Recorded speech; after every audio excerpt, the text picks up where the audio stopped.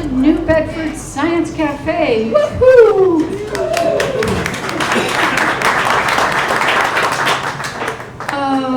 First things first, I can't wait to introduce Anna Von Mertens. But we want to give a shout out to the Last Round Bar and Grill.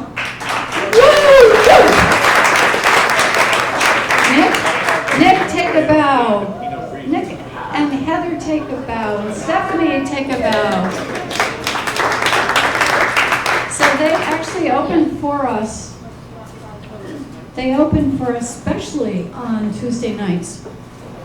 They're a late night place that starts later in the week for kids. So this is very special. They have to bring in the cuisine, so to speak, and all of that. So just be patient. If you want to eat and drink, we're trying to repay them that way. So please eat and drink a lot, and keep, raising your hand whenever you want something. Also, raise your hand if you can't hear. I was having dinner with someone recently, and they said, "Well, I couldn't hear last time." I said, "That's your fault." Let us know, because can everybody hear me right now? Yes. All right. So I forgot my paper version of my. Sorry.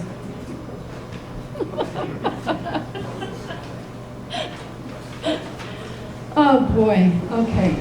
So really important to let us know that. So on to Anna. As Anna will tell you, her talk is to see clearly how astronomer Henrietta Leavitt helped us find our place in the universe. And as she will tell you, the thing is, we are stardust. Everything is. And I imagine that of all people, Anna, as a textile artist and writer, really gets how stardust represents our beginnings. Her art has been focused on stars for quite a few years now. Most recently, she used drawings and hand-stitched quilts to convey the work of Henrietta Leavitt, whose study of glass plate photographs at Harvard over a century ago led to the first method of measuring distances between stars.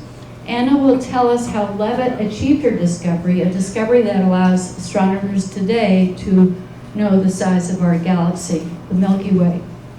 Anna has published this gorgeous book, Attention is Discovery. I believe it's MIT Press, and filled with fascinating detail about this remarkable woman who laid the foundation for modern cosmology. Her work of analyzing the brightness of stars took incredible patience, and so did Anna's work. As she has written, Henrietta Leavitt sat and calculated. I sat and stitched. We devised systems for seeing. In the end, our systems receded. What remained was the brightness of stars.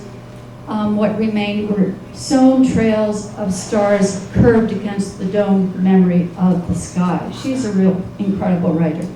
So, and in honor of Leavitt, Anna has gone so far as to create hand-sewn quilts that illustrate an exact picture of the stars on the morning of Leavitt's birth in 1886 and the evening of her death in 1921. Anna's work has been exhibited or collected by Radcliffe Institute, Smithsonian's American Art Museum, Ithaca College, Boston's MFA, Rhode Island School of Design, and many, many other places. She received her MFA from California College of the Arts and BA from Brown University. One last thing I have to mention, I confess there's a bit of favoritism going on tonight because Anna is one of my favorite cousins. And so is her mom, who's here. So I'm going to hand it over to Anna. Thanks, Annie. And thank you all for being here tonight. What a cool scene. All right, let's get into it. So yeah, I'm going to talk about astronomer Henrietta Leavitt. I'm going to talk about her groundbreaking discovery that would launch modern cosmology, and I'll talk a little bit of how she arrived at that discovery, but also this extraordinary historical context around that discovery, and then how I myself as a visual artist came to her story, right? I'm not an author. I didn't come saying, oh, this amazing story, I'll write a book about it. I came through this path as a visual artist, interested in her visual work, and then the story was just so fascinating, I stuck around for a while. So Henrietta Leavitt lived from 1868 to 1921, and she spent most of her adult life at the Harvard College Observatory studying these glass plate photographs of the night sky. So these were made by taking a pane of glass, coating it with emulsion, placing it in a telescope and exposing it to starlight through a telescope's lens. So each star registered as a black speck of emulsion. If you think of sort of pepper scattered across the surface of glass, that's what the visual field that she was studying. And these photographs were a new technology, dry plate photography. So this radically changed the field of astronomy towards the late 19th century. So previously, right, you'd have one individual looking through the eye of a telescope and making subjective observations of singular objects in the sky. But with dry plate photography, you could have these multiple hour exposures. It would pull starlight, it would accumulate starlight on the glass, and with these multiple hour exposures, stars that were not visible through a telescope could be gathered, so that hundreds, thousands of stars could be gathered on the glass surface for a repeated study. So it went really from this individual, and they were called gentlemen scientists. They were indeed gentlemen, often wealthy men looking through the eye of a telescope, to now this new surface where these stars could be surveyed. So with dry plate photography came this huge influx of data into the field of astronomy, the first sort of big set of big data into the field of astronomy. And with that data, there was a need for a labor force to process that data. There was so much information on the plates, they actually had to be what they called reduced, like trying to reduce the amount of information present on the plates so that they could be a more manageable amount to study. So Edward Pickering, who was the director of the Harvard College Observatory in this period of time at the turn of the 20th century, he eagerly and enthusiastically adopted this technology. But with, again, that technology, he needed a labor force to process the data, and despite being at Harvard, he did not receive university funding. So the observatory had this really limited budget that he had to be quite inventive for. And so he made this choice that he would hire women to analyze the glass plates, to process the data for future discoveries to be made from. And so he made, yes, a very practical choice and slightly exploitative, that he's saying, okay, this cheaper labor force, I can hire women, this is great. But it was also an extremely progressive one, to think there were no real opportunities in the sciences at this time for women. So yes, women's colleges were just starting to be established on the East Coast of the United States, towards the end of the 19th century. But once you graduated from college, there was no career opportunity awaiting you. You were expected to be a mother, especially these sort of white, middle and upper class women might be educated, yes, but there were no career opportunities. So this decision of Pickering's was really significant, to give women, yes, it was just one job description, that of a computer. This is when humans were computers, before we had computers. So he would hire these women as computers to analyze the glass plates.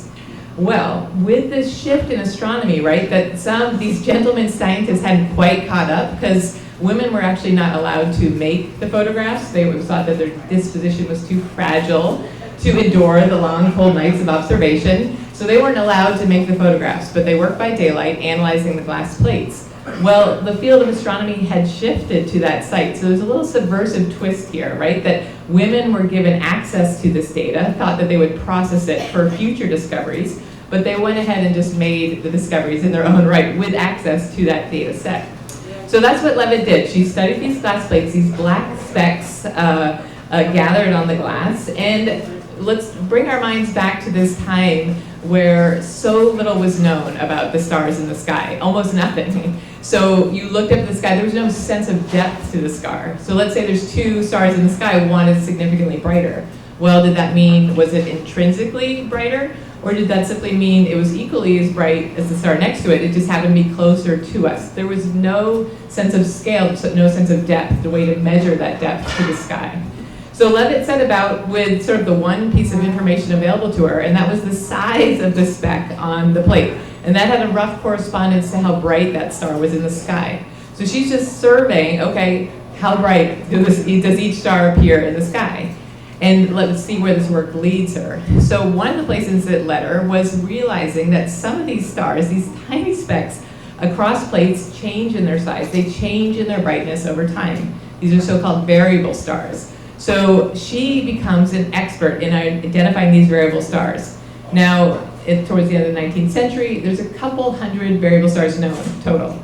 In her lifetime, she discovers 2,400 variable stars, which is more than half of all known variable stars at that time. So to say that she, as a woman, is a leading expert in this is no exaggeration. So she becomes an expert in variable stars. And she notices that there seems to be this relationship between how bright a variable star appears, and how long it takes to go through its pulsation period. Now, if you think of this wavering light of this star, I like to describe it as a heartbeat. So it goes up, rises up rapidly, and then it slowly diminishes, and rises up rapidly and slowly diminishes. So it acts like a heartbeat through time. But again, she's having to trace this across time. I won't, in the book, I dive into her methodologies and how the complexity of it, but we're just gonna cut to the chase. And she notices that indeed, the brighter the variable stars appears to be, the longer it takes to complete this pulsation period. And so after years of research, she solidifies this and publishes a groundbreaking paper in 1912 and announces that she has proven that indeed there's a direct relationship between a variable star's brightness and how long it takes to pulse. And she graphs this relationship, and the smoothness of the curve produced when she graphs this relationship proves that it's law. So what was first known as the period luminosity relation is now known as the Leavitt law. Okay, this is a powerful tool, and I'm almost through the sort of nitty-gritty of the science of things. But it's a powerful tool. Astronomers, right, know a way to measure distance to the stars. They know if they calibrate this relationship with a bit of trigonometry, all they need to do is go out in the night sky, observe just with the visual eye, how long does that variable star take to pulse, and based on that information, they plug it into that smooth curve that she's produced, and they can know how bright that star should be. And if it's not that bright, they can calculate how much distance is causing that light to dim. All right, so let's take this as an example. They go out and say, okay, see a variable star, it takes 10 days to pulse. I slide it along her curve. Okay, I know how bright that should be. I apply the inverse square law, it's a little bit of math, and it tells me how much distance is causing that light to dim. Okay, so what we have now, suddenly, with this announced paper in 1912, is a way to measure the distance to faraway stars. So with this, immediately, astronomers get to work, and what's established is the size and scale of our Milky Way, which is far vaster than anyone had previously conceived. Equally significant, our host star, the sun, is at its edges. So now we've gone from, okay, it's not the center of the universe, but perhaps the sun is. We're swimming in this amorphous sea of stars. Nope, now we know there's this expanse of space, and here we are at its edges. But then Edwin Hubble goes further. He takes Leavitt's law. He's studying these spiral nebulae in the sky, right? And in Andromeda Nebula, he finds one of Leavitt's variable stars. And he knows all he has to do is watch that star pulse, go from bright to dim and back to bright again. And based on that information, he can calculate how far away it is and prove that it's outside this expanse of the Milky Way. And so he goes and proves with that one variable star. Think that Leavitt's discovered 2,400 in her lifetime. With one variable star, he can prove that Andromeda is a galaxy outside our own. And then each time Hubble identifies a variable star in these spiral nebula, he can calculate its distance and sort of create space around us. And then he goes on, right, to show that the redshift of each galaxy's light shows that the farther a galaxy is away from us, the faster it's receding. So in a span of just roughly over 10 years, we go from Leavitt's announcement to this, right, swimming in a sea of stars, to knowing where the Milky Way is, that it's its own galaxy, and we're surrounded by galaxies, and it's a dynamic universe that's expanding. I mean, can you think of that sort of just one, right, that scientific revelation, but also just that sort of existential significance of where we are in the universe? So that's why I say, without exaggeration, is that Leavitt's discovery launched modern cosmology. If cosmology is this understanding of the structure of our universe, that only unfolded with her tool that she provided. And so why did I come to this story? Well, it's a fascinating story, but I'm also, as a visual artist, very much interested in pattern. I'm interested in systems of information and mapping, and so how do we construct sort of the world around us, both, again, very literally, physically, but also sort of psychologically. And so when I came to Leavitt's story, it was like, oh wait, this is the origin story for my own interest. It's sort of this interest in determining where we are as a way of thinking of who we are. And so I came to Leavitt's story. I was invited to the Harvard Radcliffe Institute as a visual artist to develop a research-based exhibition. And I just, because of my interest and love of astronomy, I toured their glass plate collection. And it was through seeing those objects that she studied, that's when I first heard her name. And having never heard her name, I knew it was a story that I wanted to tell. So as Andy said, I made objects to sort of, as a testament to her legacy.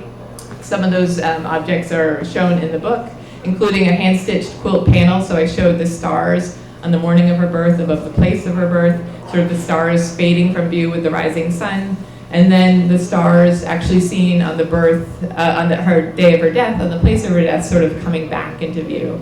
So this hand-stitched quilt diptych is sort of anchors the exhibition I made in honor of her legacy. But I also made sort of with graphite these sort of replicas of the plates she studied, because I also wanted to sort of experience, well, how did she orient herself in this world? And I do, so the book designer is, John Kramer, is wonderful, and he very smartly designed this book to be 8 by 10 inches, because that's the exact size of the plates that she studied. So it enabled us to show at a 1-to-1 scale. Oops, I had a page and it just disappeared. There it is back. But so the plates that she studied, again, you can come up afterward and look, but let me hold this up. So you can't even from there, right, see the black specks that she studied, but if you think of an 8 by 10 plate with hundreds, thousands of stars on it, and that she was able to form a discovery from those surfaces, it is just truly incredible. So that is how I was sort of drawn to it, is her ability to sort of see, her ability to pay attention, and then from these small gestures, repeat these actions and form a larger understanding from them. I knew it was something that I wanted to spend time with, making my own objects, practicing my own skilled attention as a way to honor her legacy. And now there's many different directions we could take the conversation tonight, so I'll just offer up a little more historical context. And one, this group, this female cohort of colleagues of Leavitt's at the Harvard College Observatory are now known as the Harvard Computers. And David Sobel has a wonderful book, The Glass Universe, that sort of tells that broader context. So I really wanted to celebrate within that broader context this sort of how that collective spirit and engagement in this work, this commitment by these women to this work, how individual brilliance could really rise up out of that collective. And one fact I like to offer about these women, how engaged they were with their work, is that a very outlying fact about these women is that, right, these are white, middle, and upper class women, and they made this outlying choice that almost without exception, none of them married and none of them had children.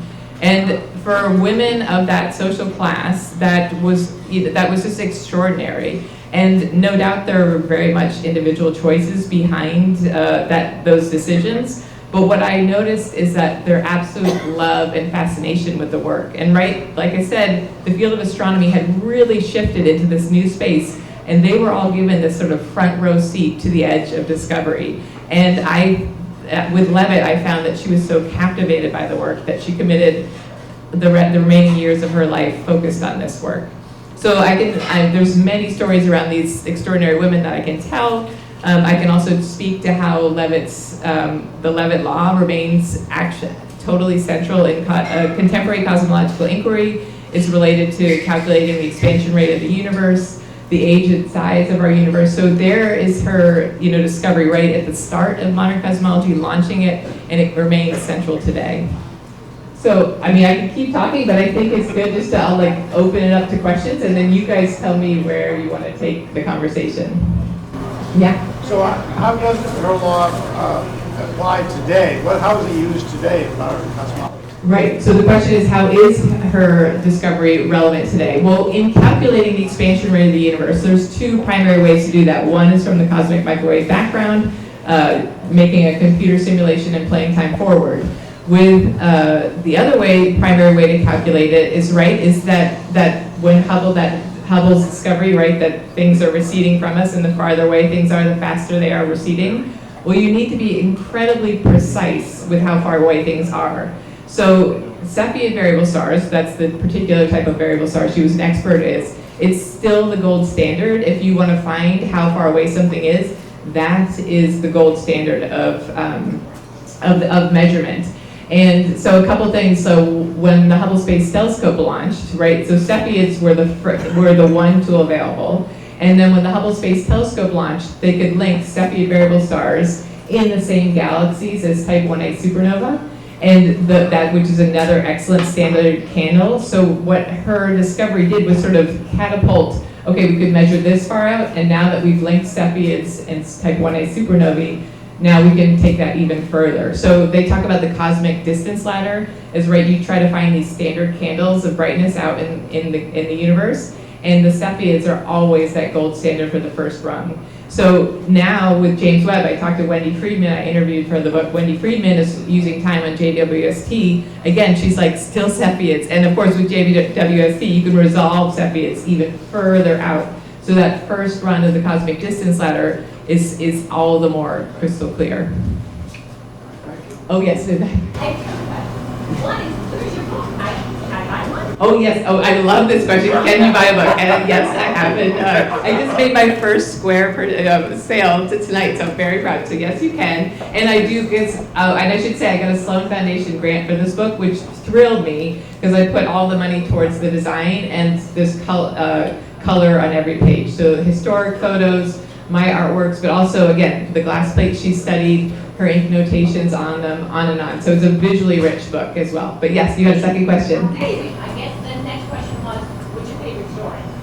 What's that? What's your favorite story? Oh my gosh, my favorite story. Oh, this is so good. Okay, I mean, maybe some of you that read The Glass Universe know this story, but so with her colleagues, every Harvard computer had its own sort of journey to the observatory, but one of the very first Harvard computers hired was Wilhelmina Fleming, and she was a Scottish immigrant that came to the United States pregnant, abandoned by her husband, and Edward Pickering hired her as a maid in his home on the observatory, on Observatory Hill.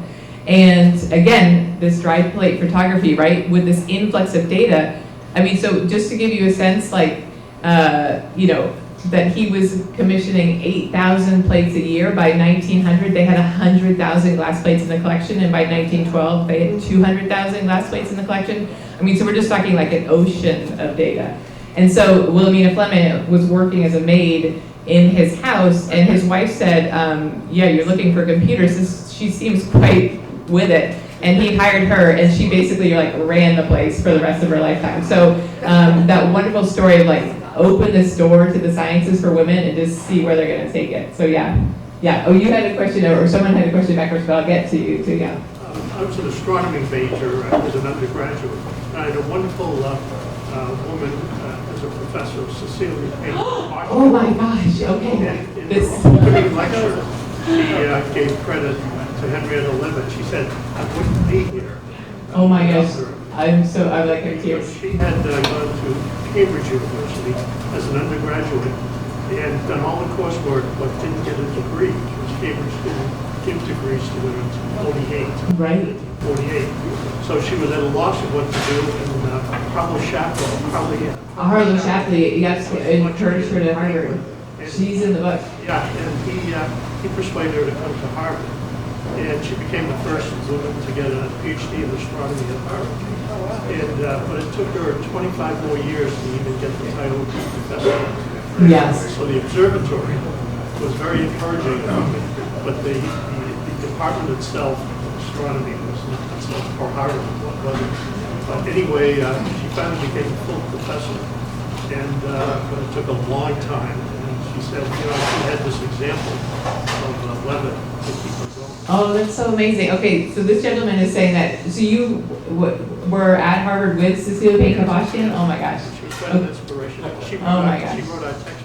That's amazing. Okay, so Cecilia Payne-Gaposchkin is in this book a lot, and so as this man is saying, she didn't actually overlap with Henrietta Leavitt, so she's the next generation, right? So she actually arrived at the observatory 2 years after Leavitt died, but reading her autobiography, it was so interesting to me that she spoke of Leavitt equally as the women she worked with, and so you could tell just what a luminous figure Leavitt was because she lived so large.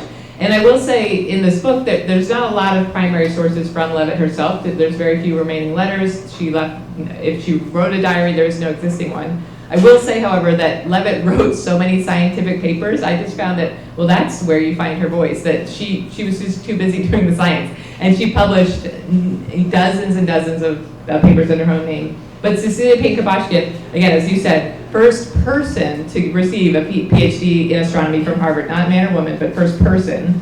I mean, I'll just very quickly say that she had the most groundbreaking thesis that stars were made primarily of hydrogen and helium.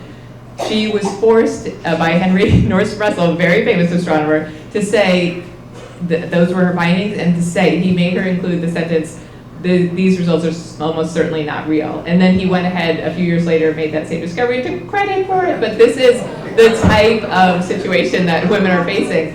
And so, but I also met somebody else who met Cecilia Payne-Gaposchkin, and you think of, like you said, so stalled in her career being a woman, but they met her and said that she had that front row seat to discovery, and she wrote about, she said, there's nothing like discovering something that you know no one else has known before you. And and so, and I think, and I have another good line from Leavitt. So sadly, Leavitt died of cancer in 1921, and I found a letter from her mother to the observatory director, and she said, well, Leavitt was so modest about it. She gave a comment every once in a while to know the standing she had among the astronomers. And that's one major point I make in the book, is that we think, oh, this ignored woman, she made this amazing discovery, what a crime that she wasn't recognized. In her lifetime, she was seen. Like, again, she published this 1912 paper, and astronomers were just like corresponding, saying, what else you got, what else you got, so she was very seen in her lifetime. And that is something that was really heartening, is that she knew the significant impact she was having on her field. And then we just forgot to sort of continue to tell her story. So that's really cool. Well, thank you for that. And by the way, you really know your astronomy. Oh, thank you. Oh, well, all right. If I can pull it up with this server, that's great. So yeah, go ahead. So she was at Harvard, you're at Harvard. Larry Summers, also at Harvard, he was president. He used trigonometry, which I think is math, right? Yeah. Larry Summers said women are not very good at math or science. Did he know about her? I don't know. That's interesting. So, I mean, but yes, so you're right. So the trigonometry, that's that use of parallax. That was the only tool to measure nearby distance. But obviously, these women were good at math, because that's the thing, right? They were hired as computers, so their skill to apply these mathematical formulas to reduce the stars to standard coordinates, all of that work was what they were obviously proficient at. And again, it was just sort of that. It's so interesting of like opening that door and then seeing where these women take it. So do you have any thoughts on the president of Harvard saying? I mean, oh my God! If you want to really incriminate, just go through the Harvard presidents, and it is horrific. But yeah, like you said, Cecilia Payne-Gaposchkin didn't get professorship. Amy Jim Cannon, another famous astronomer, no recognition till the last 2 years of her life. I mean, it's not looking good for Harvard presidents for sure. Yeah, you had a question. So you mentioned there was over 100,000 plates that were 8 by 10, and these are a negative essentially, Yeah. like a photographic negative with the telescope, showing you what's up there. Have these been digitized? Oh, that's an interesting. Okay, so this question is, have these plates been digitized? This is a fascinating chapter that's also in the book. So now the collection, believe it or not, is more than 500,000 glass plates. So Harvard has the oldest and largest collection of astronomical photo plates in the world. In fact, 25% of all astronomical glass plate photographs are at Harvard. And Pickering was so ambitious, I didn't even get into this, but he established an observatory in Arequipa, Peru, by 1890 it was up and running. So he's documenting the southern stars in the southern sky as well as the northern hemisphere. So it's the only complete record of the night sky for 100 years. So incredibly valuable resource, right? Because you get this time domain astronomy where you can study objects over more than 100 years. Okay, deep controversy though. In the book, when I was doing my Radcliffe project, yes, they were being digitized, and an enormously ambitious and amazing resource for astronomy. But this decision was made that the ink notations that Leavitt made on the plate and the Harvard computers, that was not deemed as valuable, and those ink notations were erased. So I know, it's just like, it is aghast. The amazing thing that has happened, and again, so much damage was done, but when I was doing my Radcliffe project, it was almost felt like I was a memoriam of like this loss that was happening, and I was just sort of telling the story as the sort of sad ending of it. Because remember, like these plates, it was her ink notations on the glass that I felt her presence that really like brought her presence to me. So Did they erase them? no, they erased them, yes. They would take, so anyways, so many plates have been erased. That said, with the Radcliffe project and then with this book, there has been, like, the curator said, thank you so much for writing this book because we can just put this project forward as value to the notations. And now they've done a complete about face, and no, they've promised that no more notations will be erased. So that is wonderful. Plus, now you can do it, you can scan it through the spectrum, and you can actually leave the ink notations there and read it in a different wavelength, and you can take digitally the notations off. So there's this, but again, you think like, oh, of course, like women aren't facing the same discrimination as they are back then, but right, if you make this decision as an archivist that this does not have value and erase it, how much evidence do you need that we're not giving it the same value? But I also think too, right, this book is very much about, right, dry plate photography transformed the field of astronomy. It's very much about the relationship between humans and technology is always this mediated experience. So often if you just take the human out of it and think that the technology stands on its own, it never stands on its own. It's always mediated through human knowledge. So to keep that relationship intact is so important. So these were a black and white type of silver halide type of a... Yep, silver halide, yeah. And did they run filters at different wavelengths? Oh yeah. To get the red light or...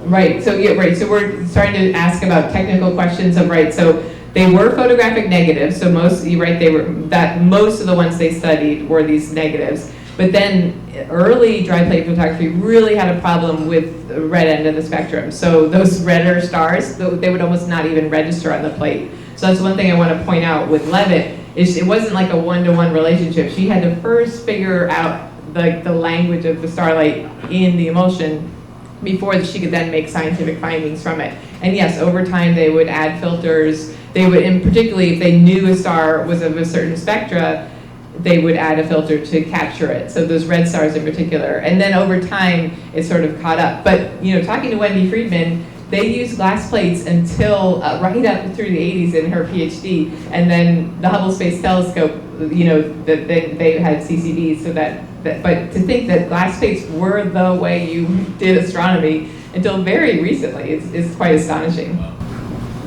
Yeah. You mentioned that prior to her discoveries, there was no proof of other galaxies because of her That's right. star. That's incredible. Right. So I mean, to think of this. Oh yeah. So the question is right. This idea that we didn't know there were other galaxies. Yeah. So her published comes out in 1912. It's not till 1923 that Edwin Hubble takes that image of Andromeda and realizes, wait, that's a variable star. So 1923 is when we established galaxies exist beyond our own. And famously, there was a great debate that was with a capital G, capital D. There was a great debate of, are there island universes outside our own? And it was truly a debate. So I know it's hard to think so recently back in time that we didn't know if there were galaxies beyond our own, but we also didn't have a sense of scale. It just, it really is transformational, this discovery. Oh, my mother has a question. Okay. How are we made of starlight? How are we made of starlight? I love that. All right, we're getting we're getting outside of this, but yes, we are stardust, of course, right? So if you think of the early universe as just hydrogen and helium, those stars, that was the early universe, and those early stars through nuclear fusion, built up heavier and heavier elements in their cores. And then in the death of those stars, they sort of jettison the periodic table that it's been built so far out into the universe. And then the next generation of stars build that. But these heavier and heavier elements need to be constructed in these very energetic cosmic events. So over time, we get heavier and heavier elements. And then, believe it or not, so like the calcium in our bones and even the gold. I like to say this, like the gold, this gold on is like probably the collision of two neutron stars, like that, and then that all the elements were constructed in our universe that we're surrounded by. But yes, it is crazy. Yes. All right. Any other questions? Yeah. How many of the female computers were there, sort of in the heyday of that? Great question. Okay, so how many female computers were there? So the staff at the time, Pickering truly had to be inventive with his budget. So if he got more money, he would hire more computers. So there might only be a dozen or so of women working, but over time he hired, we're looking through as much evidence, but there was over 80, if not 100, around 100 women computers, which is, again, there was no employment in the sciences. So again, yes, this one job description of a computer was limited, but these women, like I said, once they got there, they stayed. They did not leave, and you can see just how passionate they were about the work. Yeah. Do you find the book Starlight Detectives at all useful for background information? Yeah. The Starlight Detectives is definitely in my bibliography, and it is useful. Yeah. Absolutely. There's so many great resources, and certainly David Sobel's Last Universe was one of them. But I did enjoy that book, and it's such Tell the audience who wrote that. Alan. Wait. Alan Hirschfeld. Thank you. Is UMass Dartmouth. UMass Dartmouth. I'm like, give a shout out to UMass Dartmouth. Okay, nice. No, it's a great. And again, just that it's like that book really takes you back to that really special time when it feels very psychological as well as physical, what we're discovering, yeah.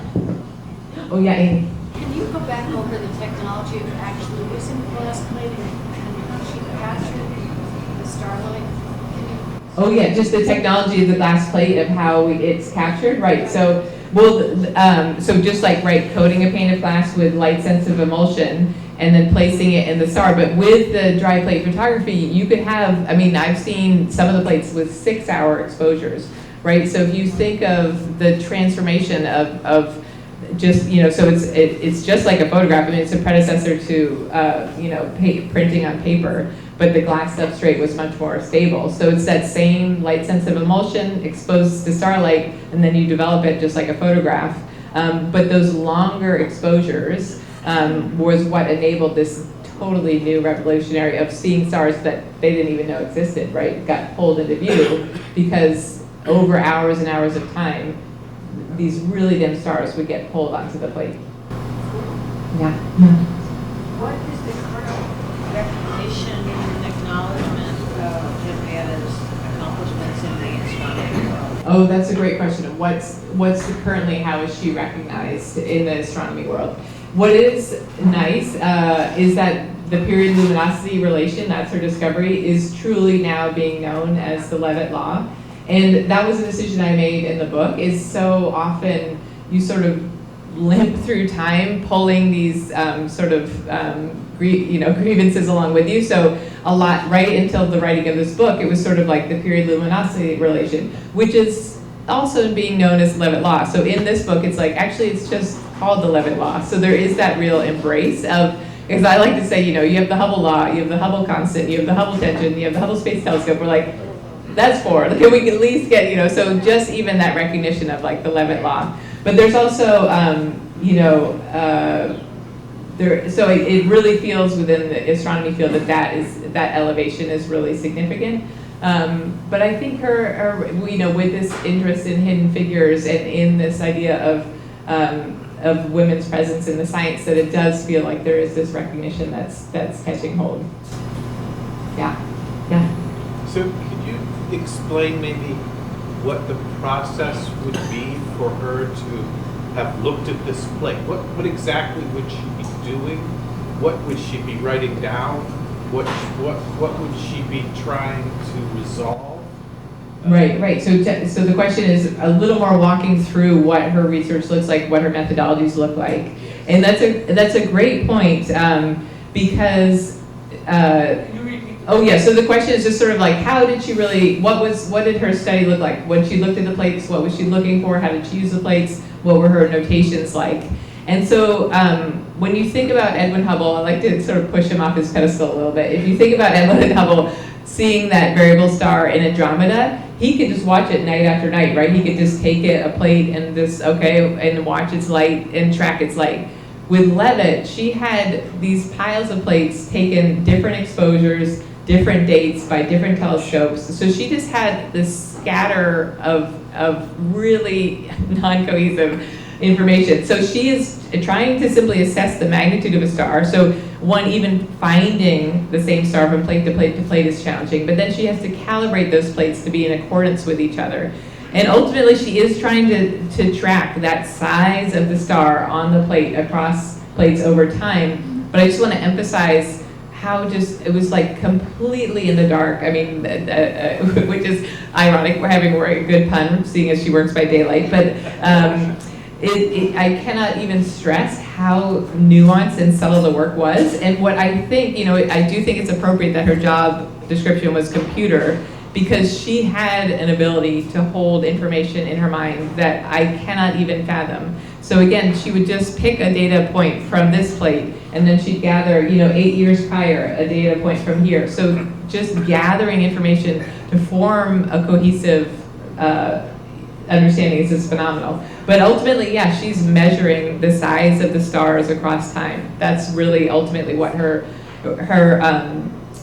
research was. But also point out, right, she wasn't the only one discovering, looking at variable stars, and she was the only one that came to this discovery. And I have a quote from Galileo Galilei in the book that, when something is found, it seems obvious, it seems so like shiningly true. It's like, of course, yes, variable stars, the brighter they are, the longer they take the pulse.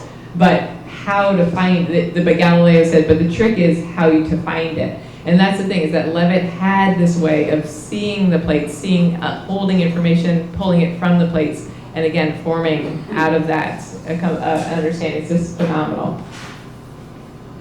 Yeah. Is the glass plate collection open to the public? The glass plate collection, is it open to the public? Yes, it is. And my friends Tom and Lisa, they were like, come on along. But no, it is. I mean, that is one thing, is that the generosity of the collection is that anytime I said, I want to come down and look at some more plates, they were like, come on in. And so yes, you can request a visit. I recommend a joint field trip. They pull examples from this more than 500,000 plates, and they're just wondrous objects, right? If you think about like some of the plates she studied, so think about that it was, let's say a plate was made in 1896 in Arequipa, Peru. It had to be carried by observatory, by mule to the town, by train to barge, a train across the Isthmus of Panama because there was no canal. To think of that 5,000-mile journey just for that plate to come to her desk is extraordinary. So these are really amazing objects. And then again, to think of the women that studied them and understood them are amazing. And I can even point out too that they're in the book too, that so Leavitt was doing magnitude work, and Harvard computers like Annie Jump Cannon were analyzing stellar spectra. So they also had a way of dispersing the star of each light in that fingerprint of its light. And so those are the two primary lanes of research. And so the stellar spectra plates are amazing as well. Yeah, there was a question over here, yeah.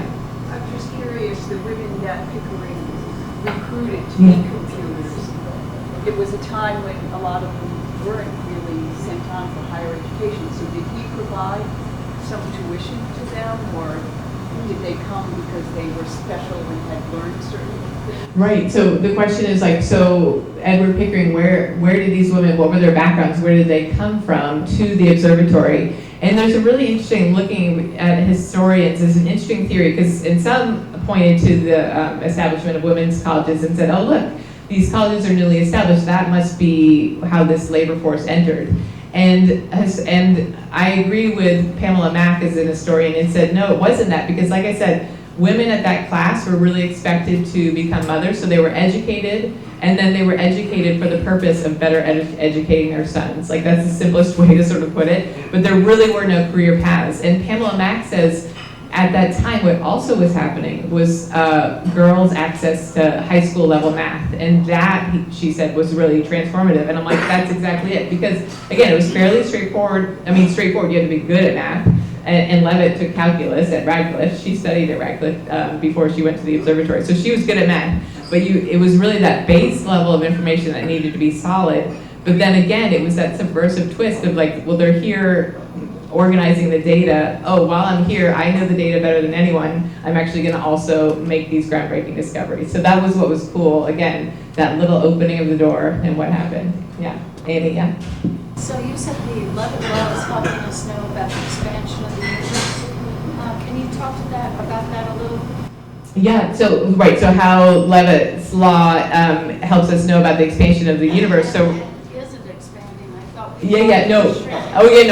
universe is it's not only expanding, it's accelerating. So things are not looking good. I mean, in the sense of like, we don't think, where are things going from here? But that's right, that's this like eye-opening discovery is like, okay, and that's only a recent, around towards 2000 or so, that like, it's like, oh, it's not only expanding, it's accelerating.